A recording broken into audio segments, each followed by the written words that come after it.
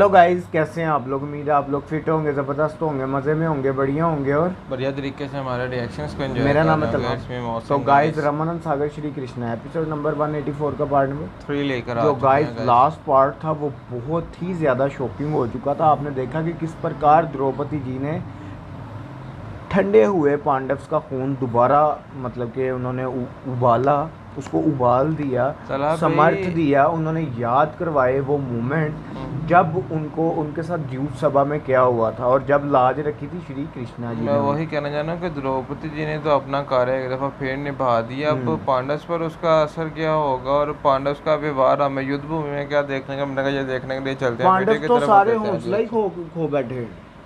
समर्थ मिल गया उन्हें दोबारा। तो मैं उसे डस लूंगा और मेरे विष से अर्जुन की तुरंत मृत्यु हो जाएगी।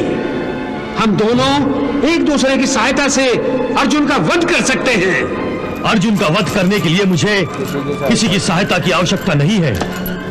उसके लिए मेरे बाण ही पर्याप्त है। परंतु अश्वसेन, मैं जानता हूं कि अर्जुन से बदला लेने के लिए तुम्हें मेरी सहायता की आवश्यकता है, परंतु मुझे खेद है कि मैं इसमें तुम्हारी कोई सहायता नहीं कर सकता। मैं एक वीर हूं और मैं अर्जुन का वध छल से नहीं करना चाहता। यदि मैंने ऐसा किया तो यह मेरी वीरता का अपमान होगा। हां, यदि तुम अपने बल पर अर्जुन का वध कर सको तो करो। अपनी माता की हत्या का बदला लेने से मैं तुम्हें नहीं रोकूंगा। इसका अधिकार है तुम्हें। हे अंगराज, मैं तुम्हारे पास बड़ी आशा लेकर आया था, लेकिन तुमने तो मुझे निराश कर दिया। मैं विवश हूं, मुझे क्षमा करें। मुझे युद्ध के लिए तैयारी करनी है। प्रणाम। प्रणाम।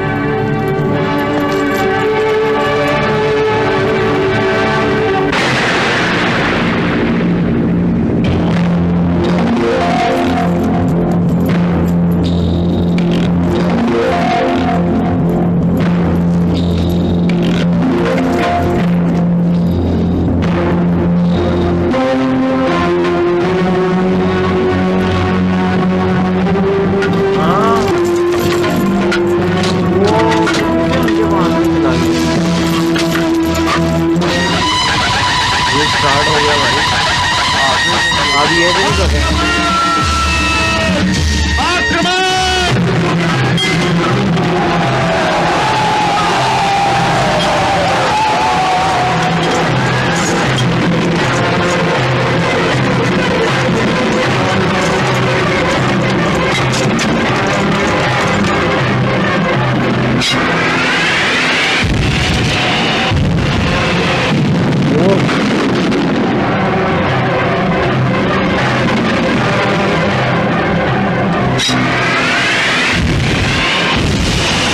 आज की भीड़ नजर आए।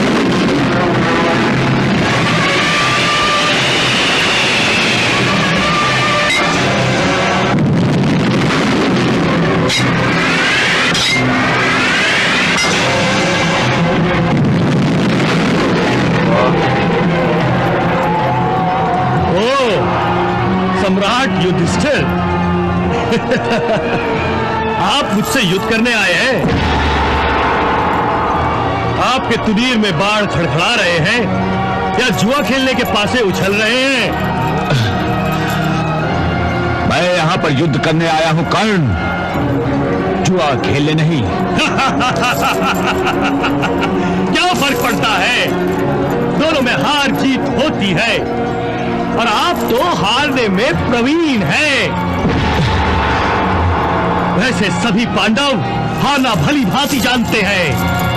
नकुल, सहदेव, महाबली भीम और अर्जुन तक मुझसे हार चुके हैं। अब श्रेष्ठ पांडव महाराज युधिष्ठिर की बारी है। हे कर्ण, ये द्यूत सभा नहीं है जहां मेरे हाथ दास्ता से बने हुए हों। ये रणभूमि है और मैं अपने इस अपमान का तुम्हें अवश्य उत्तर दूंगा। वाह वाह, आज तो बड़े योद्धाओं जैसी बातें कर रहे हो। अपने पुरुषार्थ का प्रदर्शन करने पर व्याकुल हो रहे हो। परंतु उस दिन द्यूत सभा में अपनी पत्नी को दांव पे लगाते हुए तुम्हारा पुरुषार्थ कहां सोया पड़ा था? चाहिए मैं ऐसे कायर के साथ युद्ध नहीं कर सकता। मेरे बाणों का आघात सहने की क्षमता आप में नहीं है। चाहिए जान बचाने का ये बहाना मेरे आगे चलेगा नहीं कर्ण। मैं तुम्हें यूं जाने नहीं दूंगा। सावधान। तो आप हारे बिना नहीं मानेंगे, ठीक है? तो आप अपनी ये इच्छा भी पूरी कर लीजिए।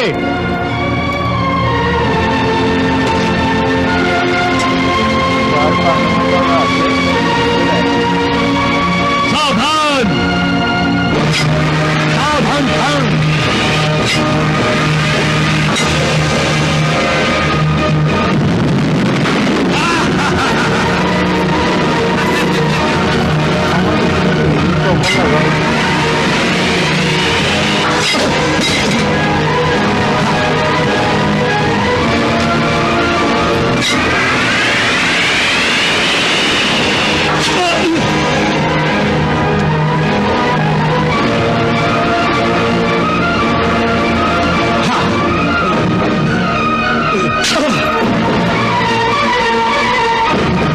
कुंती पुत्र वाह!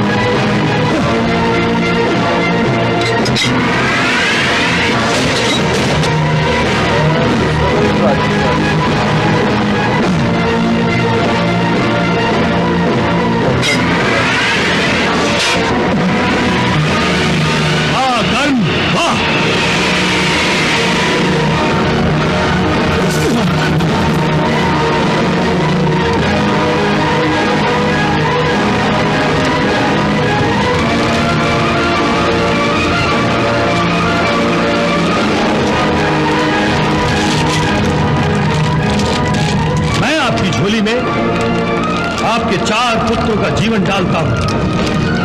मैं आपको वचन देता हूं कि अर्जुन को छोड़कर दूसरे किसी पांडव का वध मैं नहीं करूंगा।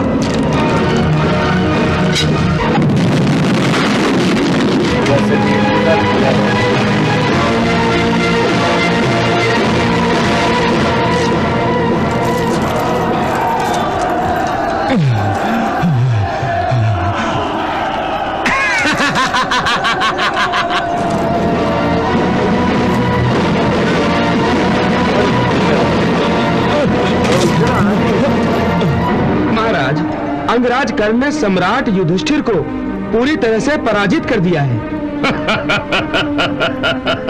पांचवा पांडव भी कर्ण से हार गया। और वो अर्जुन कहाँ है? कल कर्ण से हार गया था वो, इसीलिए मुंह छुपा रहा होगा। अब यदि अंगराज कर्ण ने युधिष्ठिर का वध कर दिया तो मेरा प्रिय पुत्र दुर्योधन विजयी होगा।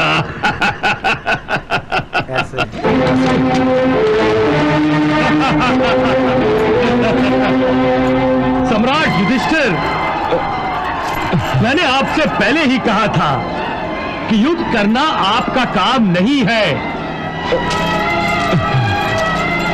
आप केवल जुआ खेल सकते हैं, जुआ।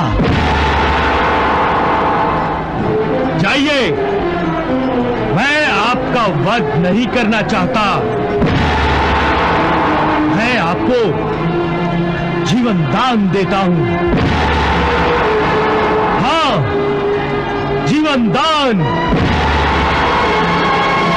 जाइए और जाकर द्वारकाधीश की आड़ में मुंह छुपाने वाले उस अर्जुन को भेज दीजिए और उससे कहिए अब यदि उसमें वीरता के गुण का एक भी कण है तो आकर मेरा सामना करे। जाइए। हे सारथी, अपने सम्राट युधिष्ठिर का रथ उनके शिविर में ले जाओ ताकि ये किसी और का शिकार न बन जाए। ले जाओ।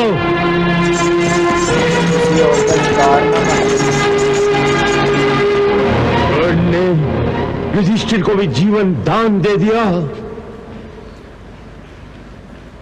कहीं वो पागल तो नहीं हो गया है? विजय के नशे में अपने होश और हवास खो बैठा है वो। उसकी बुद्धि भ्रष्ट हो गई है, बुद्धि भ्रष्ट हो गई है।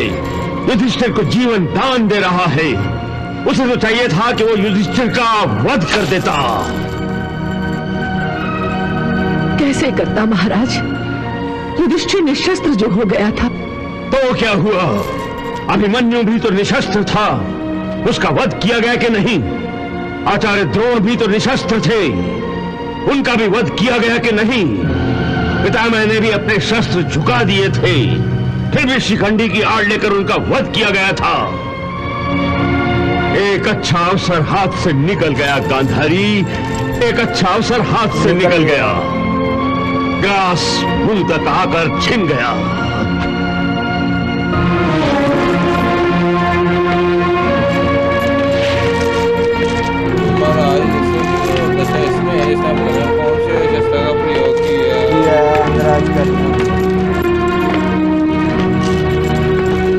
तो गाइज यहाँ ख़त्म हुआ ये पार्ट। हमने इस पार्ट में 5वें पांडव को भी पराजित होते देख लिया, महाराज सम्राट युधिष्ठिर को भी।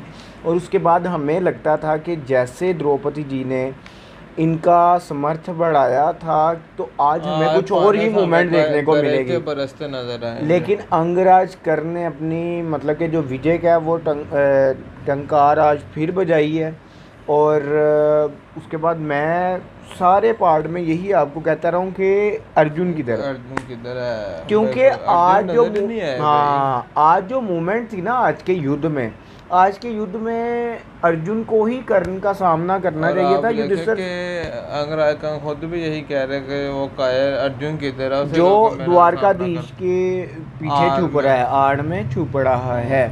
और ये बात सच है मोहसिन भाई कि अगर कृष्णा जी सारथी ना होते तो यहाँ तक पांडव आ सकते थे ही नहीं। हम ये नहीं कहते कि पांडव में समर्थ नहीं है, हमने शुरू से देखा समर्थ उन्हीं में ही है, कौरव में नहीं है, ताकत उन्हीं में ही है। लेकिन एक होता है गाइडलाइन सबसे वो जो पिटता है धृतराष्ट्र, आपने देखा ना कि भाई अभी उन्होंने शस्त्र ना उठाने का प्रण लिया हुआ है, अगर ये शस्त्र उठा लेते तो हमारा क्या हाल होता। युद्ध नहीं होना, पहले दिन नहीं समाप्त भाई। तो गाइस अब मिलते हैं नेक्स्ट वीडियो पे, देखते हैं आगे क्या होने वाला है। Love you India.